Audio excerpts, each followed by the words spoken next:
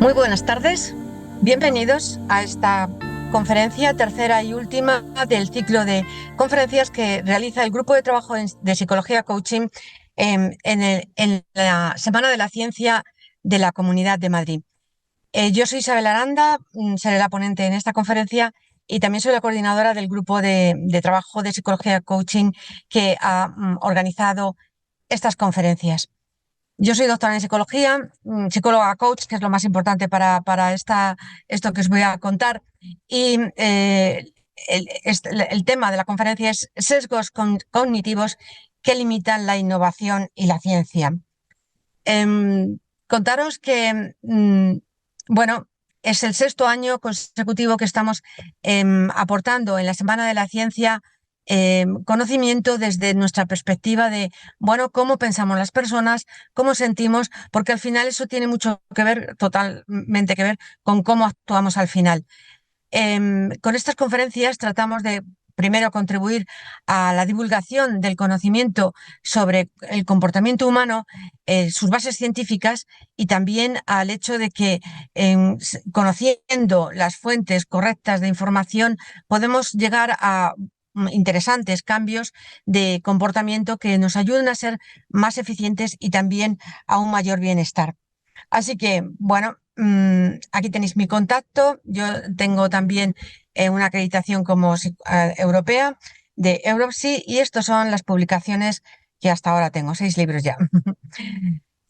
Comenzamos. Vamos a hablar de sesgos cognitivos. Y seguro que os suena, bueno, pues eso, cómo actuamos ante las rebajas. ¿Qué pasa cuando nos ponen una oferta? ¿Cómo actuamos?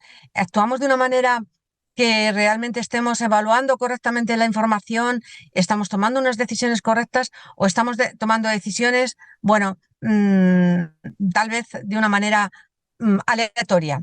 Vamos a hablar hoy de esos sesgos cognitivos, del impacto que tienen en nuestra, no solamente cómo tomamos la información que somos capaces de entender, sino también en la toma de decisiones que hacemos. Y también vamos a ver cómo estos sesgos cognitivos influyen en la investigación científica, también en el desarrollo de la IA, que ahora mismo es tan fundamental. Y bueno, por último, pues vamos a proponer algunas ideas, ¿no? Para innovar y investigar en ciencia con una mayor certeza de la información que manejamos. Así que vamos a hablar de sesgos cognitivos. ¿Qué son los sesgos cognitivos? Pues lo primero es que los sesgos cognitivos son rutas, son atajos que hacemos en nuestra manera de pensar que nos facilita la toma de decisiones. Su origen es precisamente adaptativo, es decir, a lo largo de nuestro desarrollo evolutivo, las personas el ser humano en general ha desarrollado estos atajos como manera de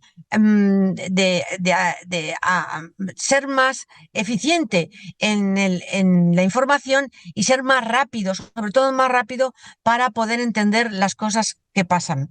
Entonces, por lo tanto, son unos atajos, pero que también conllevan error, porque al coger el atajo tú no estás haciendo una evaluación correcta de la información, sino que estás limitando tu forma de ver la información, la miras de forma sesgada, piensas de una manera, pues ya desde esa línea sesgada, y eso hace que tu pensamiento, tu percepción, tu memoria, tu toma de decisiones se vea distorsionada por esta forma ya sesgada de ver la realidad.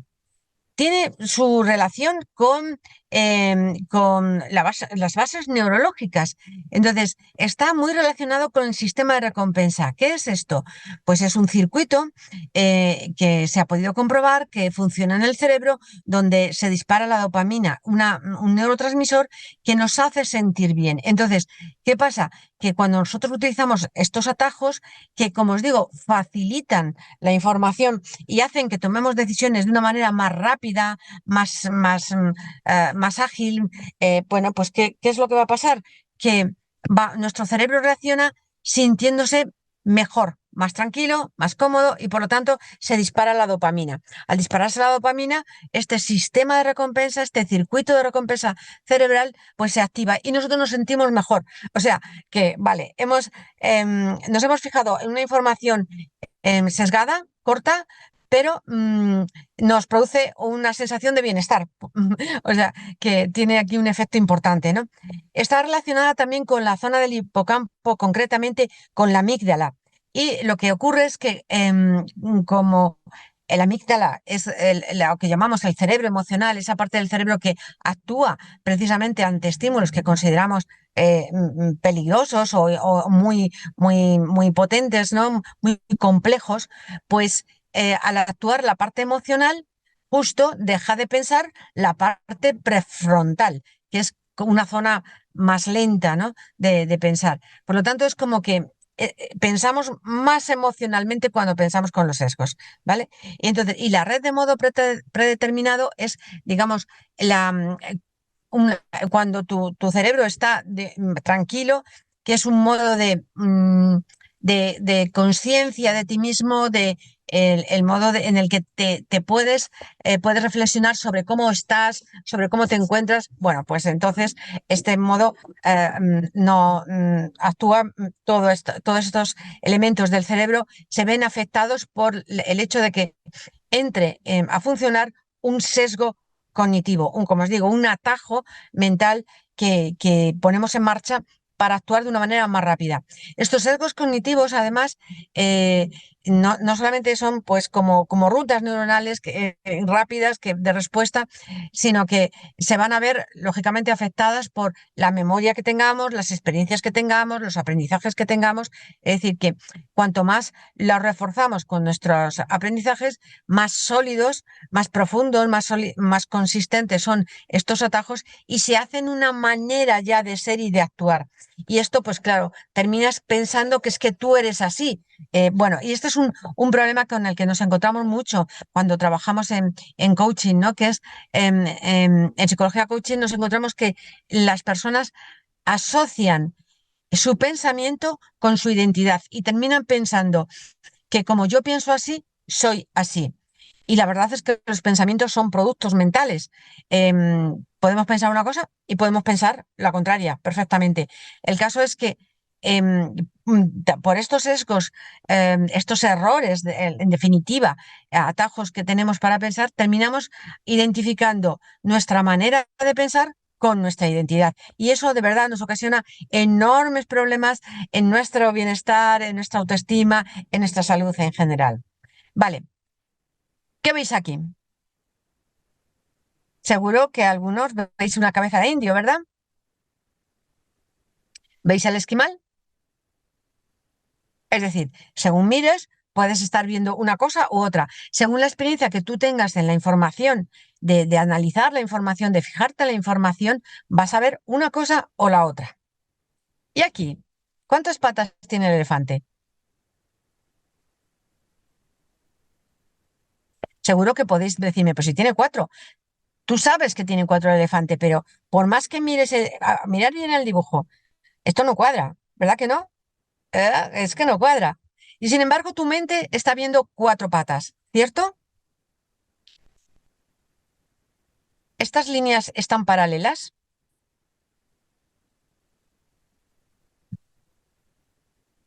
y estas se mueven, giran.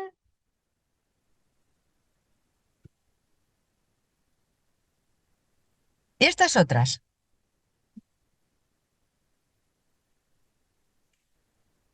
¿Podéis contarnos por el chat vuestras impresiones? La verdad es que la mente es algo prodigioso, pero como veis tiene su aquel. ¿Y cuál es su aquel en este caso? Pues que hay, nos hace ver cosas que a lo mejor no son, porque ni las figuras se movían y las líneas eran paralelas. No, o sea que, ¿y aquí? ¿Qué veis? ¿Y aquí? Podéis apreciar que según la perspectiva vemos una cosa u otra, pero a ver, que es una cuestión de plano, pero estamos hablando de lo mismo, ¿no? Vale, y aquí, muy conocido, muy famosa esta prueba. ¿A que lo podéis leer? seguro que sois capaces de darle contenido, el orden no importa, según un estudio de de una universidad inglesa. ¿A que sí? Es decir, no está escrito eso. Y sin embargo, ¿qué es lo que estamos haciendo?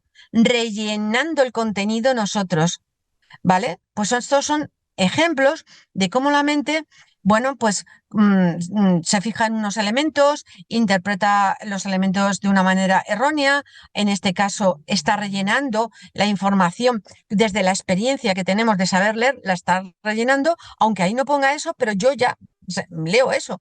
Entonces, son ejemplos para que entendamos que, bueno, ni todo lo que pensamos es correcto, ni todo lo que leemos, ni todo lo que interpretamos es correcto, ¿no?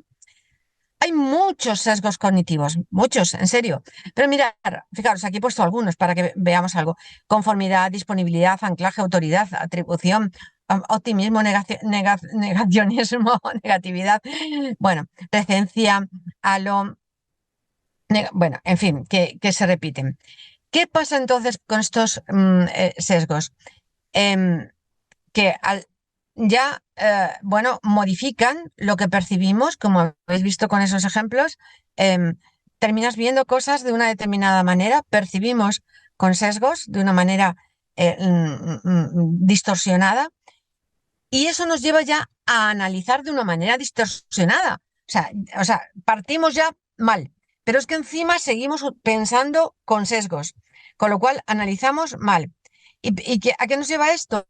A tomar relaciones, a ver, en base a esa información. Entonces, esto puede ser muy bueno porque, como os digo, hace que tomemos decisiones muy rápidas y que no dudemos, que no tengamos conflicto interno, intrapersonal, ¿no? Que no estés tú sufriendo, ¿qué hago? Esto o lo otro, no, no terminas de tomar una decisión. Y sin embargo, con los sesgos, pues tú, vale, tomas una decisión más rápidamente. ¿Y qué más, dónde más influye? En cómo te relacionas con los demás y, por último, en cómo opinamos. O sea, que es que, como veis, nos afecta, y no ha sido exhaustiva, pero nos afecta en todos los órdenes de comportamiento, ¿no? Venga, una prueba. A ver, tú vas a comprar y ves un vino magnífico que dice 30 euros o oferta a este vino que vale 30 euros, ahora mismo está a 20. Y al lado ves otro igual, 15 euros. ¿Cuál coges?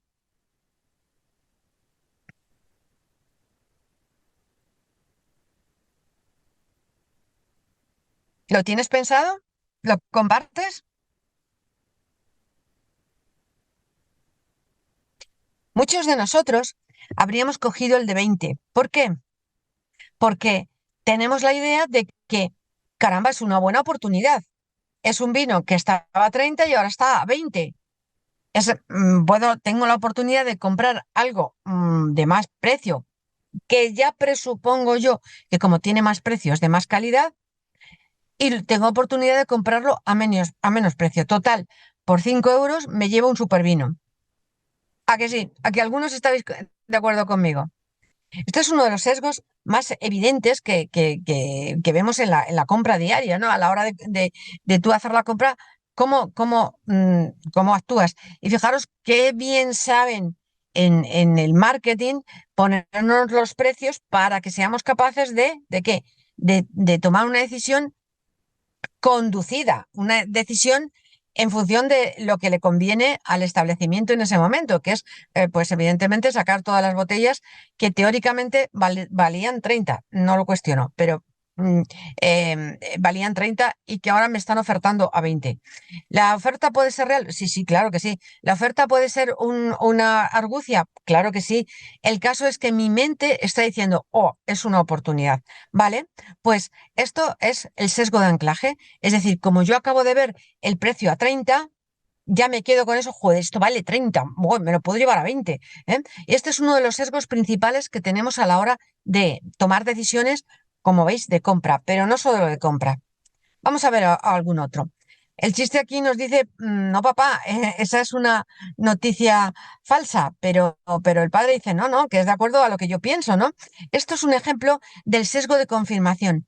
Nosotros lo que vamos a hacer es mm, atender observar, darle valor a aquella información que se corresponde con lo que yo ya sé, con lo que está en mi memoria, lo que confirma mis esquemas de pensamiento, mis creencias. Esto, por ejemplo, en los procesos de psicología coaching es divertidísimo, porque precisamente el tema de creencias que habéis podido ver con mis compañeros, Carlos Moya y Carmen Quesada en las otras conferencias, se plantea aquí, ¿no? Es decir, las creencias que yo tengo, lo que hago es ratificar esas creencias en base a qué? En base a fijarme solo en la información que confirma las creencias. Ignoro todo lo demás. Bueno, a que sí, a que este hombre le veis como estupendo, a que seguramente pensáis que como es así de guapo, seguro que es inteligente y seguro que es fenomenal y que es un buen actor, ¿verdad que sí? Pues yo al menos lo pienso. Y esto se llama efecto halo. El efecto halo es eso, que de un aspecto determinado, por lo general positivo, pues ¿qué hacemos? Lo expandimos a todo y a todos los elementos de esa persona. En este caso, pensamos que como es guapo, y ahí tenéis, por ejemplo, el por qué una marca de alta costura le elige, o una marca de coches de primera gama le elige para representarles, porque desde el efecto halo de verle guapo, pues consideramos que lo que él representa, los productos que él representa, pues son magníficos también. Bueno, somos así de simples. ¿Qué le vamos a hacer? Bueno, eh, eh, el efecto arrastre. Esto pues ocurre, como veis, con los famosos influencers que efectivamente empiezan a poner ahí miles y millones y todo lo que quieran de seguidores, y a veces es incluso simplemente producido por motores, o sea, está producido artificialmente, no tiene sus auténticos seguidores, pero el hecho es que al ver que eso es lo más visitado, que es lo más seguido, pues tú dices, pues yo también. Efecto arrastre, no piensas si merece la pena, si tiene algún interés, si va con tus valores, para nada. Efecto arrastre. Otro, eh, sesgo de percepción asimétrica. Este me encanta, veréis. ¿Por qué he puesto esta foto? Porque algunas personas hemos podido comprobar cómo hay gente que dice, yo es que soy muy psicólogo, mm, o yo soy psicólogo. A ver, no me quiero meter con los taxistas, pero los taxistas son algunos de los que dicen esto, yo es que soy muy psicólogo. Y hay mucha gente que considera que ser psicólogo es escuchar, escuchar. A ver, escuchar es escuchar. El psicólogo tiene unas competencias técnicas que le permiten llevar esa conversación a otros sitios. Por ejemplo, a una redefinición de lo que esta persona está diciendo. Por ejemplo, a un reprocesamiento de lo que está sintiendo. Por ejemplo, a una generación de nueva conducta. Es decir, vamos a ver, el tener unos estudios de psicólogo no es escuchar, es otra cosa. Y no podemos confundir el escuchar con las competencias técnicas, ¿no? Pero el sesgo de percepción asimétrica significa eso, es decir, yo me veo con muchas mejores competencias que el otro, ¿eh? Yo lo mío es mérito, y lo demás, bueno, lo del otro no se sabe, pero lo mío es de mérito. En fin, percepción de asimétrica. Esto lo habréis visto seguro en algunas personas que piensan eso, que yo soy el que sabe, yo soy el que piensa, el que vale, yo soy el que entiendo de esto, los demás no saben mucho. Y se suele dar mucho, lo oímos mucho entre colegas, esta sí es que no tiene ni idea, yo no sé cómo ha llegado aquí, o yo no sé cómo está ahí, ¿verdad? Lo oímos muchísimo. Bueno, vamos a ver otro. Sesgo de confirmación en evaluaciones laborales. El colmo. ¿Qué es esto? Pues que la primera impresión condiciona todo. ¿Y qué le vamos a hacer? Es decir, que mi seleccionador me ve entrar por la puerta, me ve con un tipo estupendo, me ve con una altura estupenda, me ve con unos ojos preciosos, me ve con un traje, lo que sea, le caigo bien y ya todo lo que viene a continuación lo va a ver. Acordaos del efecto halo de antes, ¿eh? Entonces, la confirmación, todo lo que va en aquello en lo que se va a fijar de mí, ¿qué va a hacer? Confirmar su primera impresión de que soy una tía estupenda.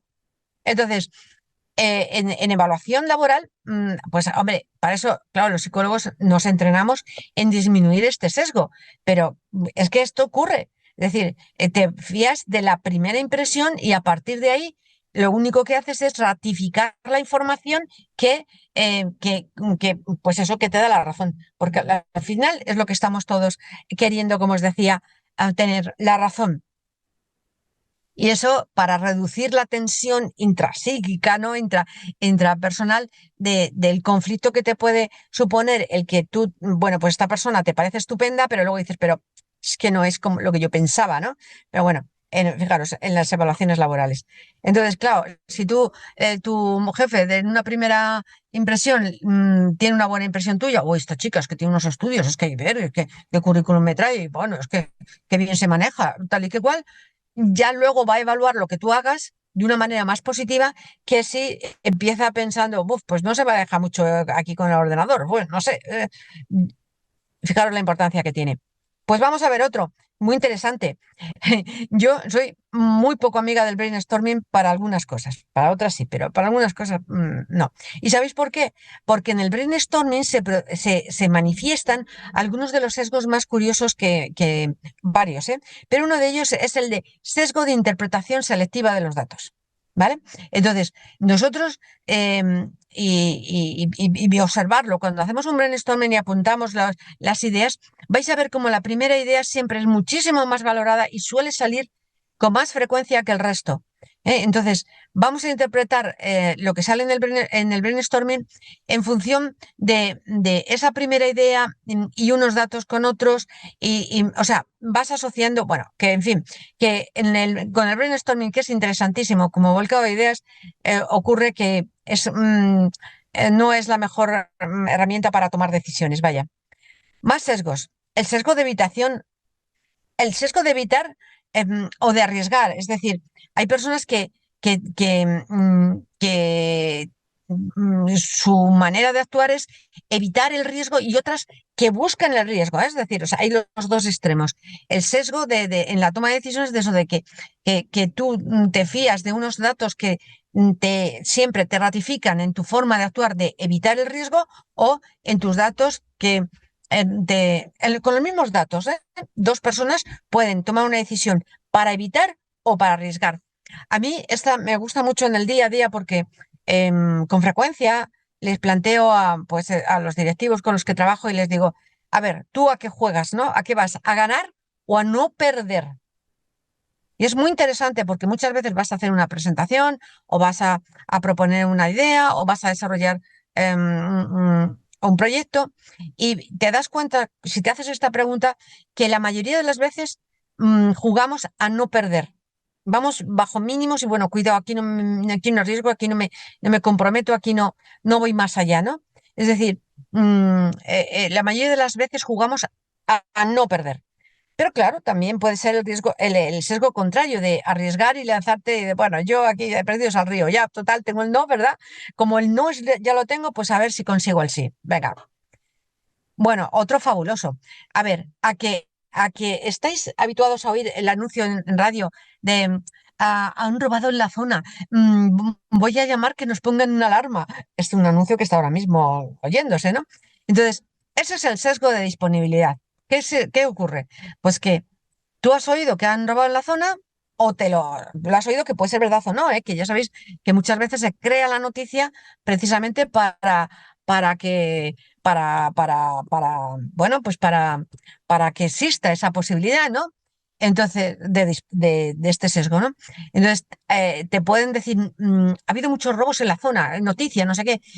Y yo esto además he vivido una situación exactamente como os cuento, que se creó, ya sabéis, entre los vecinos, o es que están robando, están robando, están robando.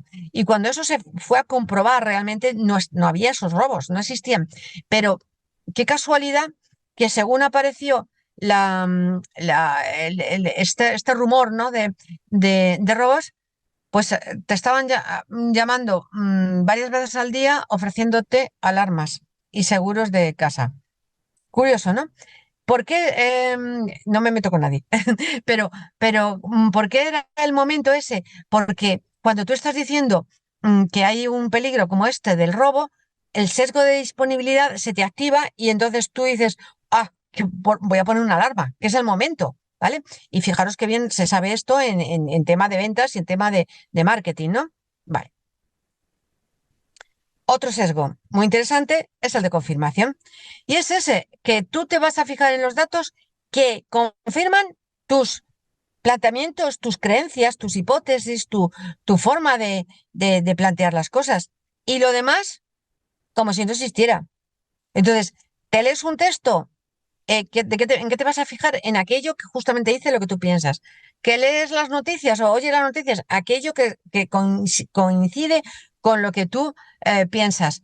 Eh, Como veremos a continuación, esto tiene una importancia enorme en no solamente cuando tú estás presentando datos, por ejemplo, en una empresa estás evaluando la eficacia de algo, sino también en ciencia, que veremos a continuación, ¿vale?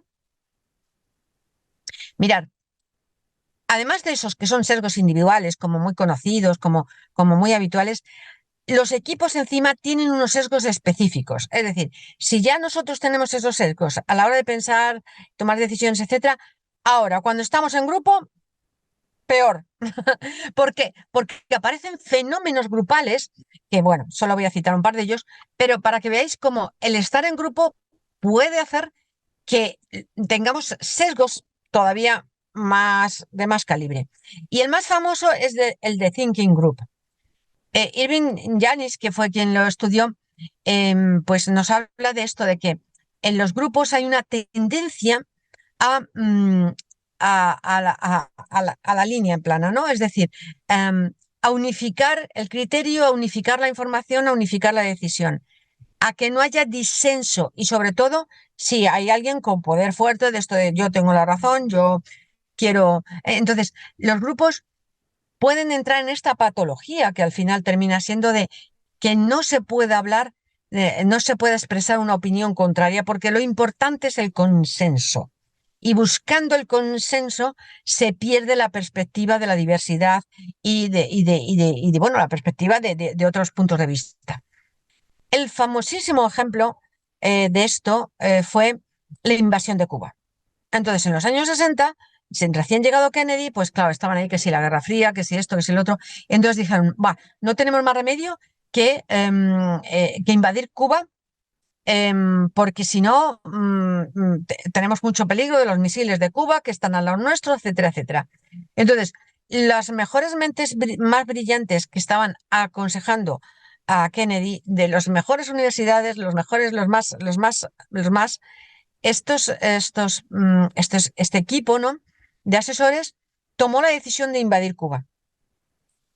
Y fue una catástrofe brutal, absoluta. O sea, ni los barcos pudieron llegar, cogieron no sé cuántos, los cogieron a los que pudieron, los pobres que pudieron entrar, que además se perdían en los manglares allí, a los que pudieron entrar, les cogieron prisioneros. Bueno, total, que luego le costó a Estados Unidos 53 millones de euros conseguir retornar a estas personas que habían, bueno, que les habían hecho prisioneros.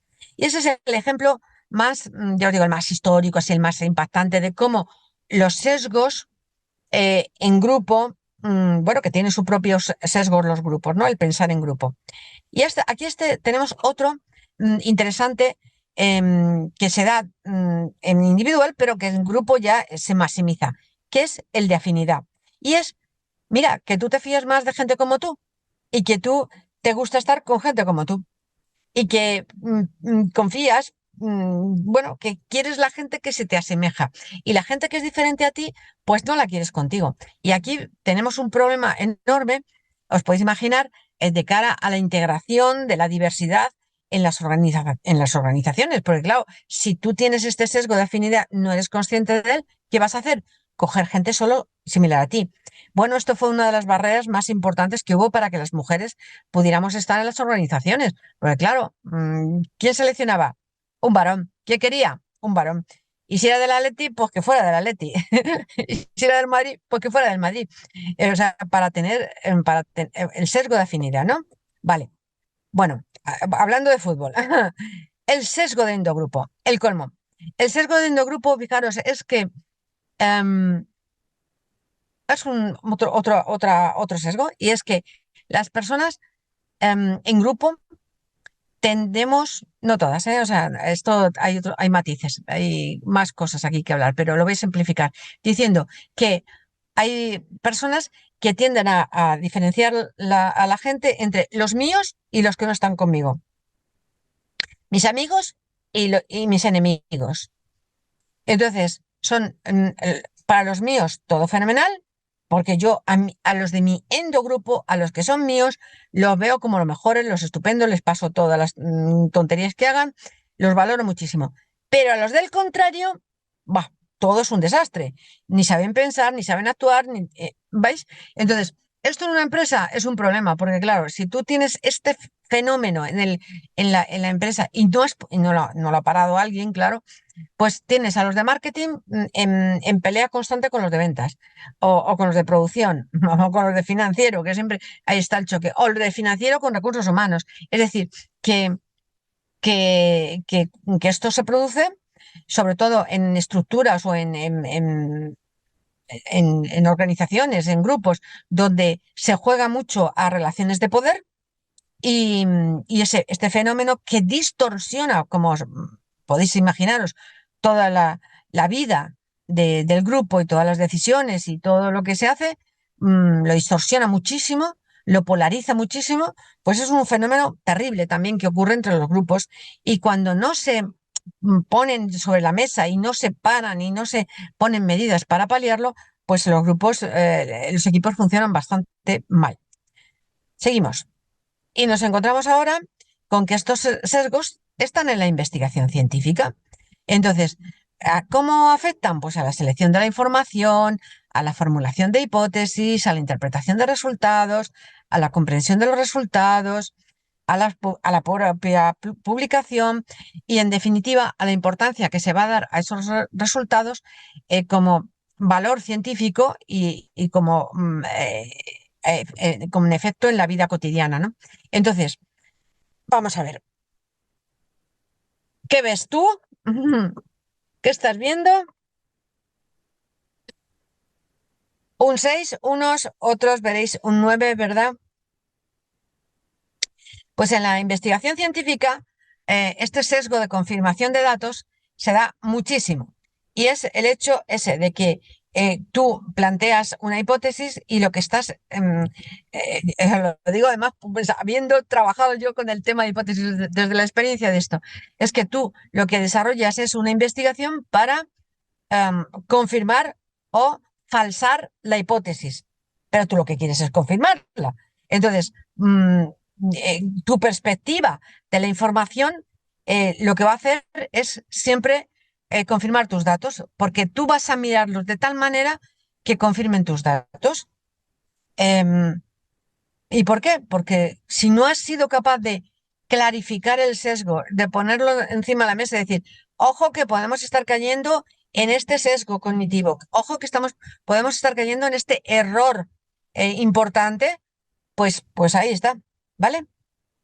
Otro efecto, el sesgo de datos positivos. Fijaros que cuando se ven los estudios científicos, pues es que, y todos los publicados, claro, son estudios que ratifican la hipótesis, que avalan la hipótesis, y tú dices, cachilamare, y nadie mm, hace estudios que no le salen como pensaba, porque la experiencia, por ejemplo, que yo pueda tener en empresa me dice, no todo sale, no todas las cosas te salen.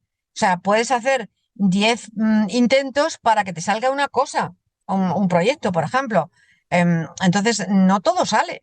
¿Y cómo es posible que en ciencia todo sale, todo avale lo que dices? Y es porque se produce este sesgo de datos positivos. Es que nos vamos a fijar en los datos que refuerzan lo que yo digo, acordaros, para resolver mi disonancia mental. Y voy a eliminar los que no son así. Un ejemplo, los de psicología, sabéis que, bueno, estamos muy acostumbrados a ver estudios científicos donde nos presentan la tabla de estadística, donde se ve la correlación. y la correlación va, o sea, va te la presenta, además el ordenador, ¿no? El programa te lo presenta de más a menos. Entonces, claro, ¿tú qué haces? Leer la primera línea, la segunda línea, y luego dices, bueno, los demás no, no importa. Perdona, el 80% de las variables que has estudiado no te da correlación. ¿Y eso no tiene importancia? Porque a lo mejor tiene mucha importancia decir, todo este 80% no tiene nada que ver con lo que estamos estudiando. Pero, sin embargo, nosotros lo que vamos a hacer es decir, este factor tiene importancia. Sí, sí, este sí. Y no nos damos cuenta del conjunto de la información y de cómo se relaciona toda la información. ¿Ok? Pues también tenemos el sesgo de realismo ingenuo, que es el pensar que como tú lo estás observando, pues es que es real. Tú eres el que tienes la perspectiva correcta y que bueno, que los demás no tienen ni idea de esto, porque tú eres el que sabes. Se da mucho, ¿verdad? En aquellos sobre todo que, que, que son los expertos en el tema. Vamos a ver algunos ejemplos de esto que os estoy contando, de cómo los sesgos han condicionado la ciencia, el desarrollo científico. Y vamos a ver, por ejemplo, la teoría del éter. Esta teoría estuvo hasta el siglo XIX y condicionó toda la investigación en torno a la física que se hacía. Es decir, había una hipótesis de que había pues, un elemento, el éter, en el cual digamos que se desplazaban, o sea, digamos que, no sé cómo decirlo, a ver, en la atmósfera, ¿no? En la atmósfera había un elemento que era el éter. Entonces, hasta que no se rompió con esta afirmación de que existe el éter, no se pudo plantear la teoría de la relatividad. Porque todo el mundo pensaba que había el éter y esto condicionaba todas las leyes físicas. La teoría de la relatividad lo que hizo fue precisamente romper ese paradigma que estaba condicionado por un sesgo de confirmación, que todo lo que se estudiaba y todo lo que se demostraba, lo que pretendía era confirmar la existencia del éter, que, bueno, después no se ha podido confirmar. Entonces, sesgo de anclaje, ¿qué es? Acordaros, el sesgo de anclaje es que la primera información que recibes, pues es para ti importante. Acordaros por lo de las botellas que veíamos al principio de a 30 euros. Esa primera información de, bueno, esto es el punto inicial, entonces todo lo que tú piensas va a raíz de ese punto inicial del supuesto, ¿no? Del supuesto básico. Y luego, encima, pues sesgos de confirmación. Lo que tú haces es tratar de verificar eso que es el supuesto. Otro ejemplo en ciencia. Durante la Edad Media y hasta el siglo XIX, en medicina se hacían terapias de sangría y purgado. ¿Sabéis lo que es esto, no? Es decir, que literalmente te dejaban que te desangraras porque los médicos entendían que era la manera de bajar la tensión que hubiera en el cuerpo, la temperatura que hubiera en el cuerpo, y que era una manera de sanarte, la sangría. Bueno, pues fijaros si el efecto que podía tener esto, ¿no? Entonces, sesgo de disponibilidad, pues eso, lo que hemos visto antes con el ejemplo de los robos, ¿no? Otro ejemplo, estudios sobre el cigarrillo y la salud. Bueno, un tema que nos molesta especialmente, pero fijaros, al principio del siglo XX, los laboratorios farmacéuticos presentaron numerosísimos estudios que avalaban, confirmaban que el cigarrillo, no, que el tabaco no tenía un efecto negativo en la salud y que no nos afectaba en absoluto. Aquí se produce un efecto además del ámbito científico, que es el sesgo de publicación. Es encima este sesgo por el cual se van a ir publicando aquellos trabajos que pues ratifican lo que existe. O sea, hay una tendencia a, como estamos diciendo, de unos datos de partida y tú vas a intentar ratificar todo el tiempo esos datos de partida. Y estás ignorando la realidad de que tú puedas estar mirando solo un poquito o teniendo una perspectiva, como veíamos en el ejemplo de la piscina, muy, muy limitada. Entonces, cuando tú en las revistas científicas se está publicando trabajos que lo que hacen es ratificar las teorías ya existentes, los supuestos ya existentes. Así que si juntamos sesgo de confirmación más sesgo de publicación, entendemos que se mantengan determinados estudios. En este caso, como os digo, durante muchísimos años las tabacaleras publicaban estudios realizados por médicos, con todo lo que queráis, con grupos control, con todo lo que queráis, con método científico, pero que estaban condicionados por estos sesgos y por lo tanto, al final lo que se decía era no importa la salud hasta que, bueno, hasta que se rompió esta idea. Vamos a ver otro. La teoría de la inteligencia innata y el test de cociente intelectual, o uno de psicología, ¿no?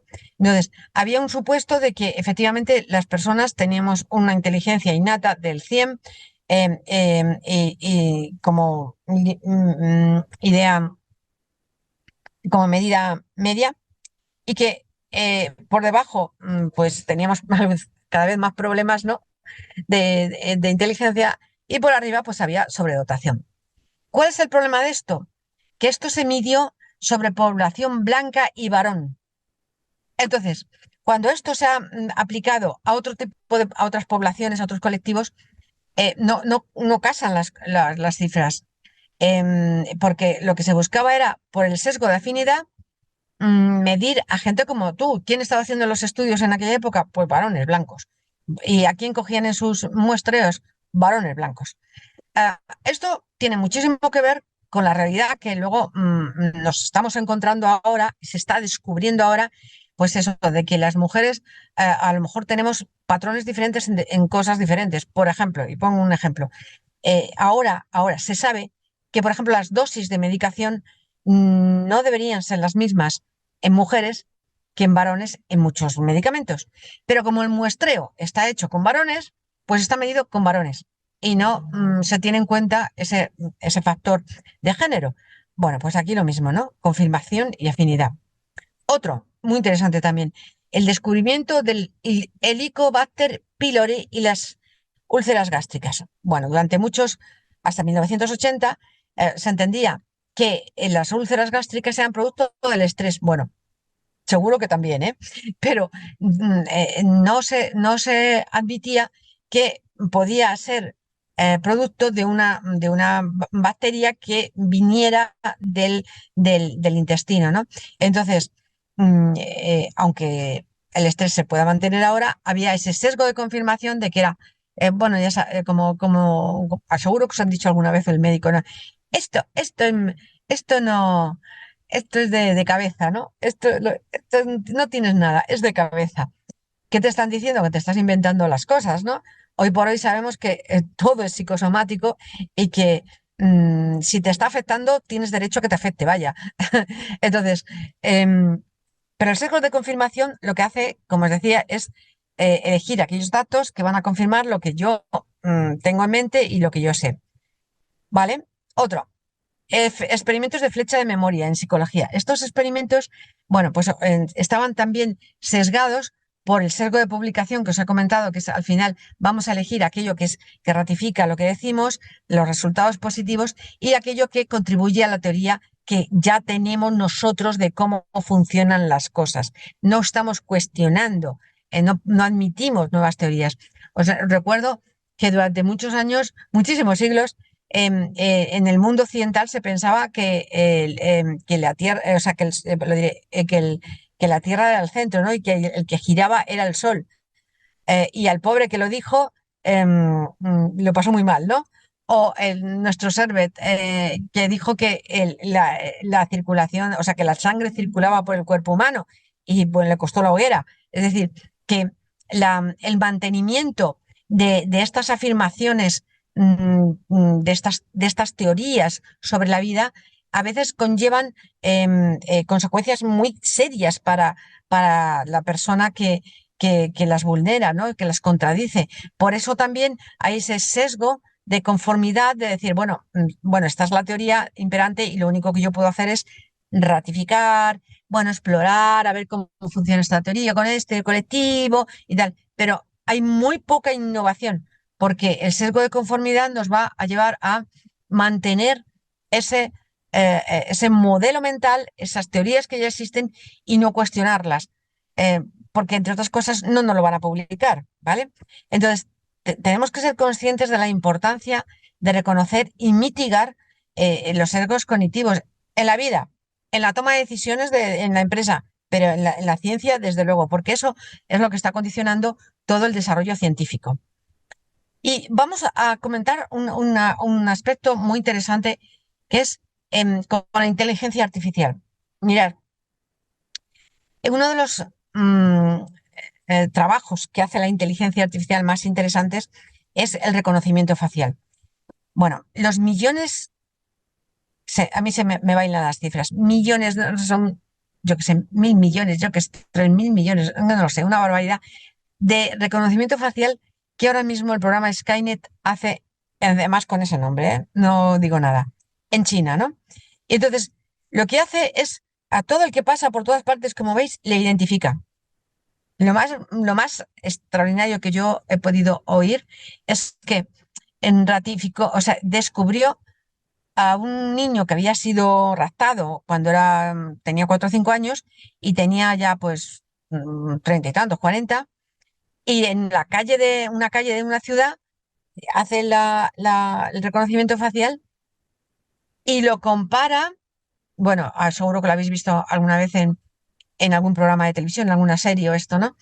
Entonces, bueno, pues la IA descubrió que esa persona que tenía 40 años era el niño que habían raptado cuando tenía 4. Y este niño ni lo sabía. Este señor em, había vivido toda su vida normal y no era consciente de esto, ¿no? Y sin embargo, la IA le reconoce. Diréis, qué maravilla, ¿no? Madre mía, qué fuerte, ¿no? Qué impactante. Yo todavía hace meses que lo sé y todavía me produce shock pensarlo, ¿no? Pero ¿sabéis qué pasa? Que la IA la ha alimentado, la ha construido el ser humano. Y entonces, al construir la IA, le ha dado sus sesgos, lógicamente. Y digo lógicamente porque no ha habido un esfuerzo de párate, piensa desde dónde estás metiendo esta información o cómo estás dando estas instrucciones, cómo estás generando el algoritmo. No ha habido ese ejercicio previo de darnos cuenta desde dónde estamos haciendo las cosas. Entonces, la IA repite sesgos humanos. El sesgo de automatización, veréis, el efecto Forer, el, el sesgo de muestra, es decir, va absolutamente sesgado en lo que identifica y va eligiendo determinados elementos del rostro y no otros, ¿no? El sesgo de confirmación, por ejemplo, es muy interesante. Por ejemplo, en la serie de Netflix sí, no es de Netflix, FBI, que están continuamente, dicen, le pillan la cara, le estructuran la cara y ¡pumba! Dice, ya está, este es, ¿no? Bueno, pues estos sesgos están ahí a pesar de que en ese caso no se vean. Vale. El otro trabajo que hace la IA muy interesante es el proceso de selección laboral automatizado. Muy interesante, por ejemplo, para empresas que de golpe tienen que seleccionar pues 300 personas o 500 personas o 1.000 para imaginaros pues la seguridad de un evento. Hay que seleccionar grandes cifras, ¿no? Y con IA pues se hace. ¿Qué es lo que pasa? Pues lo mismo, sesgo de automatización, sesgo de representatividad, sesgo de afinidad, es decir, que actúa también con sesgos. Y eso, claro, tenemos que ser muy conscientes cuando la utilizamos porque damos por hecho que la IA va a ser más objetiva que nosotros, otro sesgo de confirmación. Pero no es cierto. La IA lo que hace es utilizar los mismos sesgos que nosotros, ¿no? Vale, venga, fijaros, aquí he puesto 4 en este caso. 5. Sesgo de estereotipo, claro. A ver, mm, ¿qué es lo que se suele pensar? Un estereotipo, por ejemplo, que el varón blanco, rubio y alto, bueno, pues tiene unas determinadas características y da mejor para determinados trabajos, ¿no? Ni están las personas de otras razas, ni están las mujeres, ni están los bajitos. Es decir, hay estereotipos. Y la IA está recoge mucho estereotipo, tanto de género como de edad, como de todo. Por ejemplo, mm, para explicar esto, a la IA se le han dado datos, se han dicho, el mejor perfil de mi trabajador es un varón caucásico de entre 35 y 40 años, de origen tal y con estudios de tal, ¿vale? Como veis, acabo de definir a quién, a mi trabajador antiguo, el perfil de mi mejor trabajador antiguo. ¿Qué va a hacer la IA? Perpetuar el perfil del trabajador antiguo. ¿Qué quiero decir con esto? No se recogen mujeres, no se recoge gente de otras edades, no se recogen gentes de otras razas. Entonces, estoy perdiendo la posibilidad de enriquecer mi perfil del trabajador y de conseguir incluso una mejora importante, ¿no? Pero le estoy alimentando de datos, digamos, datos atrasados, datos de experiencia, ¿vale? Y bueno, pues hay que ser consciente de ello, ¿no? Es decir, si yo quiero mantener el status quo, está bien, pero si no, venga, otro sesgo. El de los procesos de asistentes virtuales y chatbots, por lo mismo, sesgos de automatización, sesgos de género, tremendos. Ya os digo que, como, claro, los datos de pasado, pensad que las guías lo que cogen son los datos, bueno, lo que tú le alimentes, no lo que tú le des, en principio. Pero, por ejemplo, el chat GP4, que es mucho mejor que el 3 todavía, pues cuando tú le preguntas, lo que está contestándote desde los datos que tiene, que ha recogido de Internet.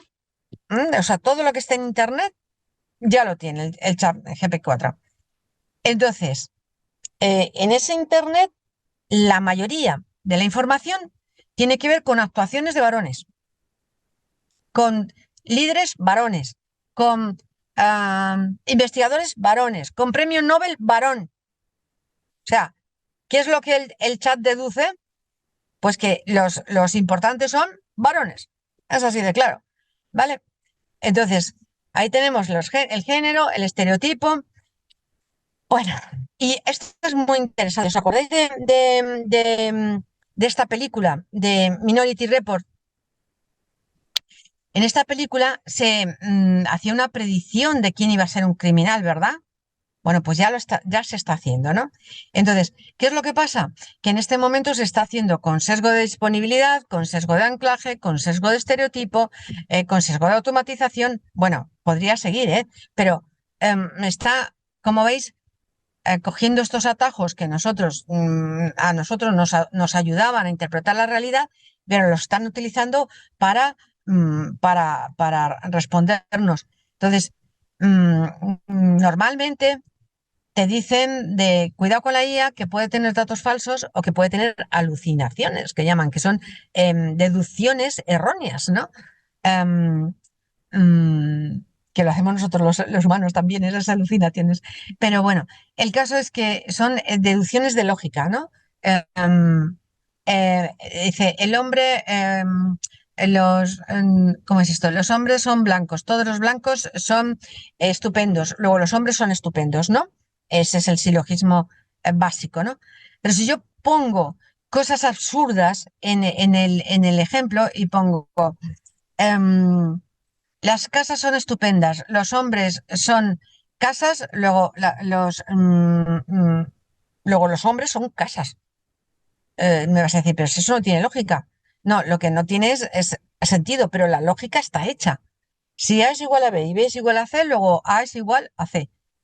Em, la lógica es correcta, lo que es perverso es el contenido que le estamos dando a la lógica. Bueno, pues la IA tiene alucinaciones en este sentido, pero nosotros también. Hay cantidad de veces cuando estás trabajando con una persona en psicología coaching te das cuenta y dices, pero ¿cómo, de dónde sacas eso? ¿Cómo estás deduciendo eso? ¿Pero qué te lleva a pensar esto? Y ves el silogismo perverso que está haciendo la persona. Bueno, perdón, a ver, perverso es que se decía así, ¿eh? es un silogismo que es absurdo, ¿no? Vale, entonces, todo eso existe en la IA, ¿vale?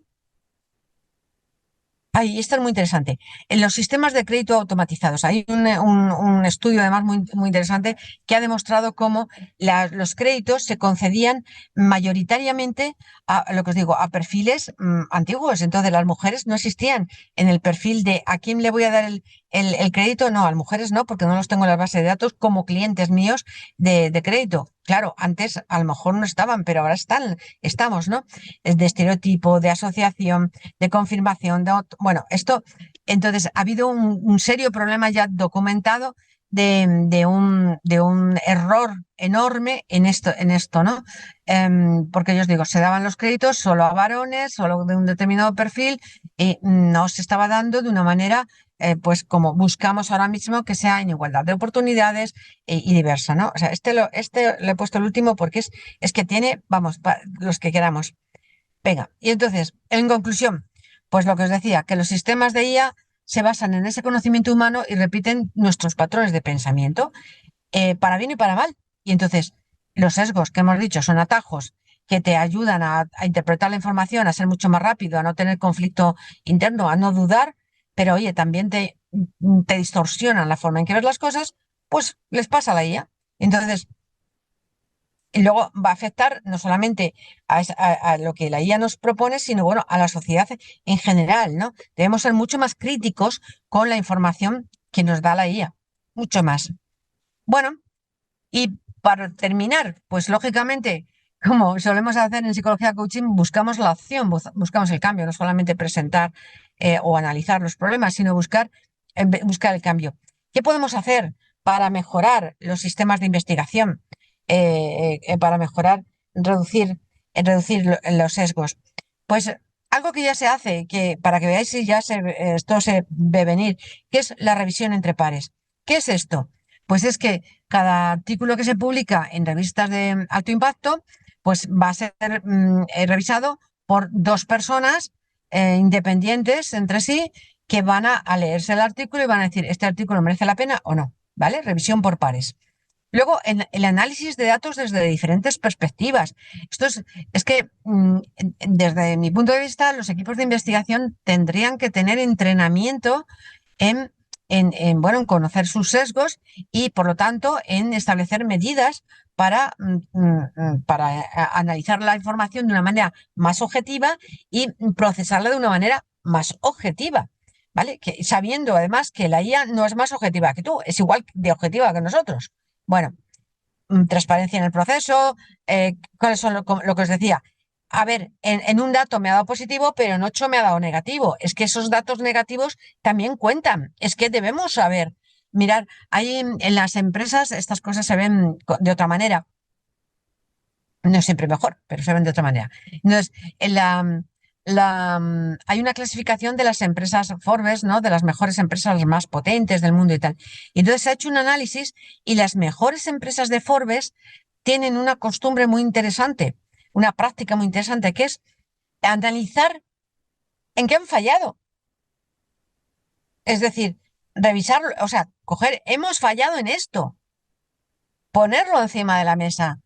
Es decir, nos hemos equivocado por esto, por esto, por esto. No nos ha salido el producto, no hemos perdido al cliente, no, no, por aquí no podemos tirar. Es decir, analizar los fallos.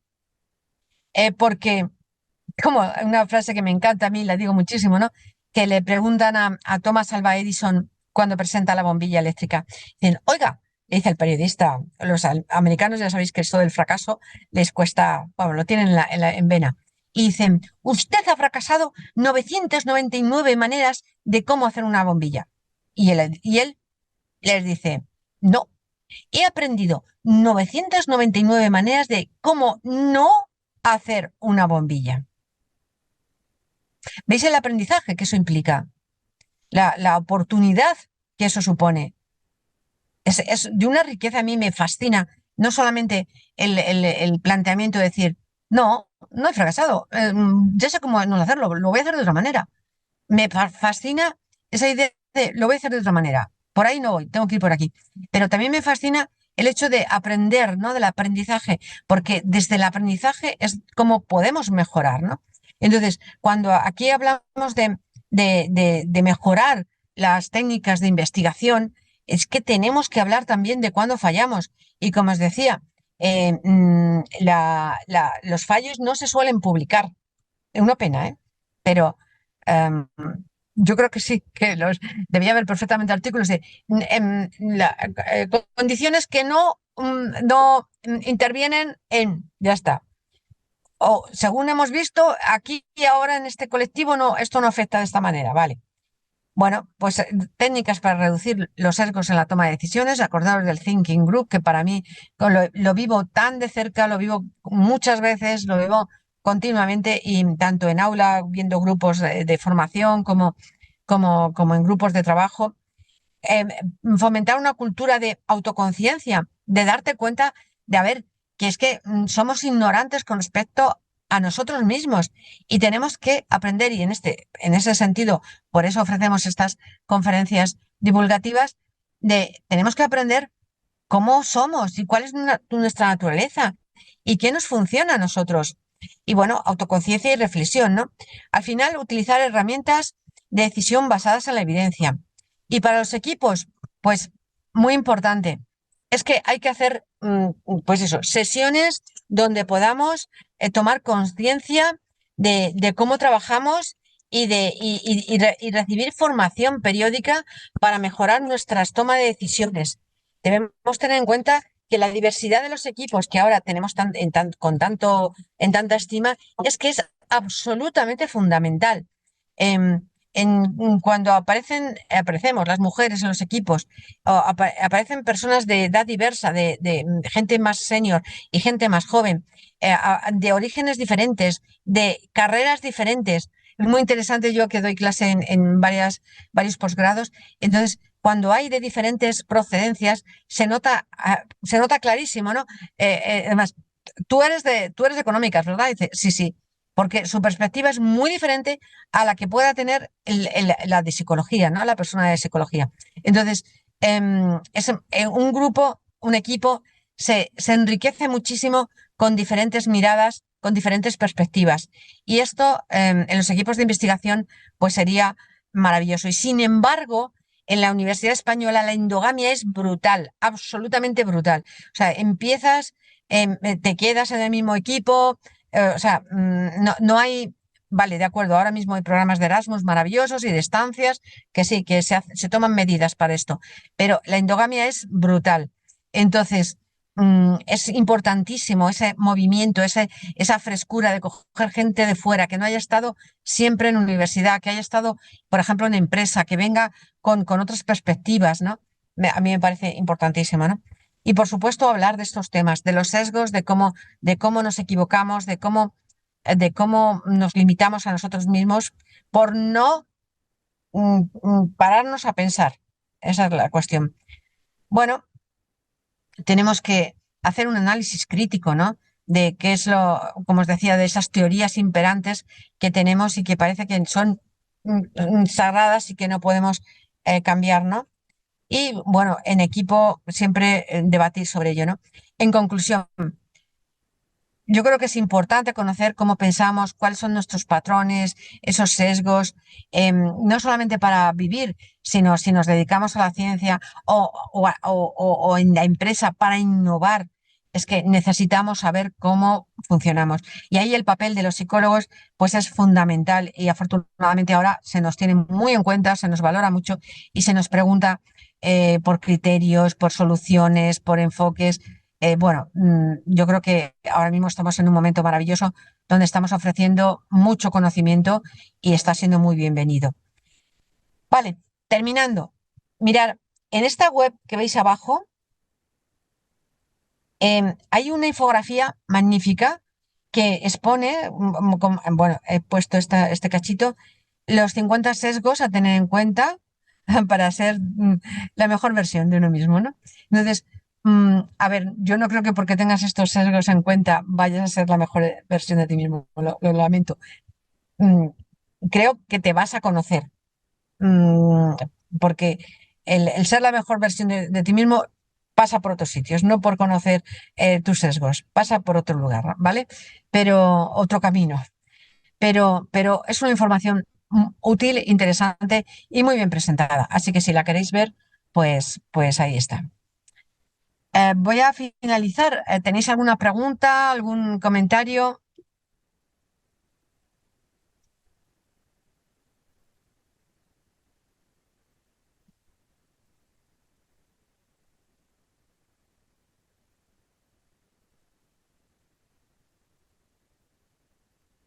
Bueno, pues por último, una información, vamos a hacer un pequeño ejercicio para terminar. Mirad, os voy a poner unas láminas y la cuestión es que vayáis pensando qué es. ¿Qué es? ¿Qué piensas que es? ¿Y si pongo esto?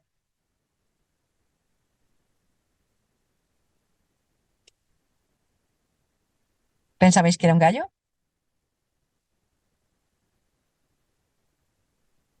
¿En una valla?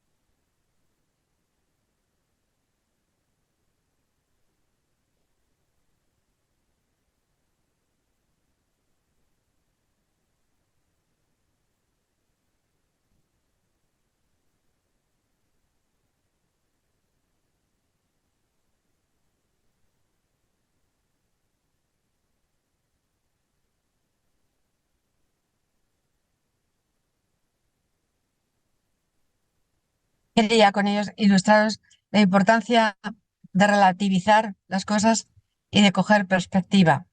Mm, eh, Creo que es una clave importante, no solamente para manejar la información, sino también para el bienestar personal.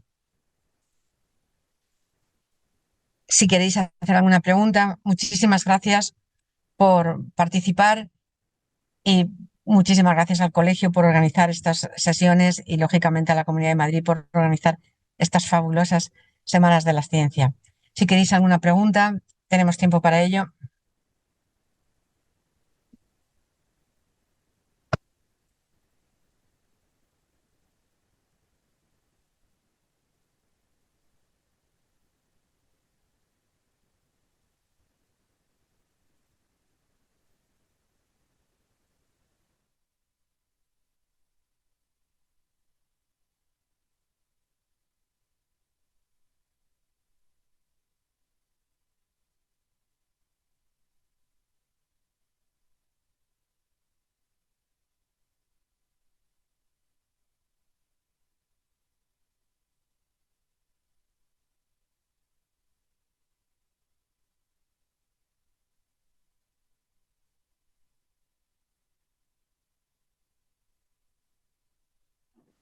Sí, me están pasando por el chat este tema. Dice Raúl, el sesgo de confirmación de datos está relacionado con la idea de que las conclusiones de un estudio que no confirma las hipótesis no aportan nada, cuando en ese ámbito concreto está aportando bastante. Ujú. La confirmación de datos es lo que os he dicho, que es que al final tú lo que quieres es confirmar lo que piensas que es correcto, ¿no? Y además son datos muy importantes de cara a los estudios que se realizan en altos lugares que no tienen constancia de ellos, que se realizan en otros lugares que no tienen constancia de ellos. Sí, sí, totalmente, Raúl. La idea es esta, ¿no? La confirmación de datos es que las conclusiones que tú haces en el estudio em, em, que no, que no ratifican la hipótesis que tú quieres, pues, pues no les das importancia.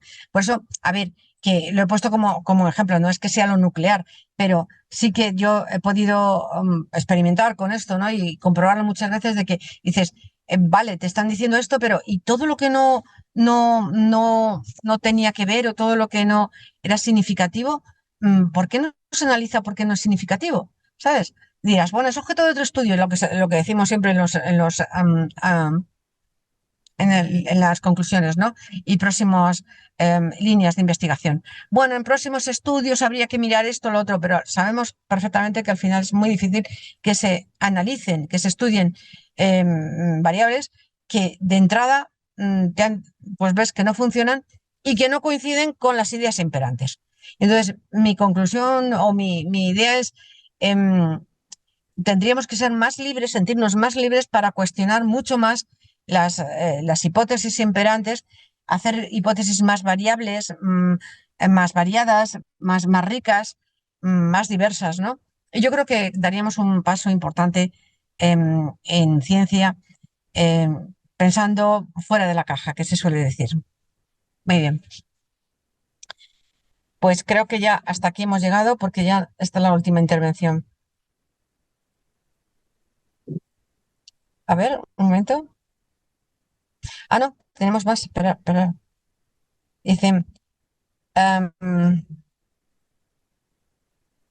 dicen, pero el tabaco era también porque las empresas les pagaban para sacar esa información. Quiero recordar, Estrella, totalmente, totalmente. A ver, pero las empresas están pagando eso, pero ratificando la información que ellos querían que existiera. Esto es muy típico de los estudios de laboratorio de fármacos, ¿eh? Ahora está mucho más controlado que hace años. Pero es así, es decir, ¿qué interesa? ¿Que salga una idea? Pues hago lo que sea para que salga esa idea. ¿Es la correcta moralmente, éticamente? Es la que me interesa en este momento y punto. Y Raúl dice, cierto, incluso a veces, si llevas la reflexión al siguiente peldaño, es la diferencia entre poner el foco en la autoría, no me he salido nada, no lo publico, o en el ámbito, no se confirma la hipótesis alternativa en estas variables. Se publica la aceptación de la hipótesis nula por la importancia de la aportación en el ámbito. Ajá, así es. Bueno, em, en definitiva, que yo creo que conocernos más, saber cómo pensamos, saber cómo, lo que os digo, estos sesgos, cómo nos afectan, qué distorsión tenemos de la información. Si trabajáramos esto, si tuviéramos reuniones, pues eso, reuniones de formación, ¿no? Los equipos, de conocer qué pasa cuando hacemos un brainstorming de voz o cómo varían los resultados si hacemos el brainstorming por escrito. O sea, hay formas de manejar estas cosas, pero yo creo que es importante aprender técnicas para poder mejorar em, en nuestra objetividad y nuestra capacidad de creatividad y a la vez reducir el sesgo. Y bueno, aquí estamos como psicólogos y como, bueno, aportando y en la medida en que podamos, pues sugiriendo ideas y sugiriendo pues nuevas líneas. Muchísimas gracias por participar, por estar aquí, por seguirnos y esperemos que el ciclo os haya resultado muy interesante. Hasta el año que viene, en la Semana de la Ciencia.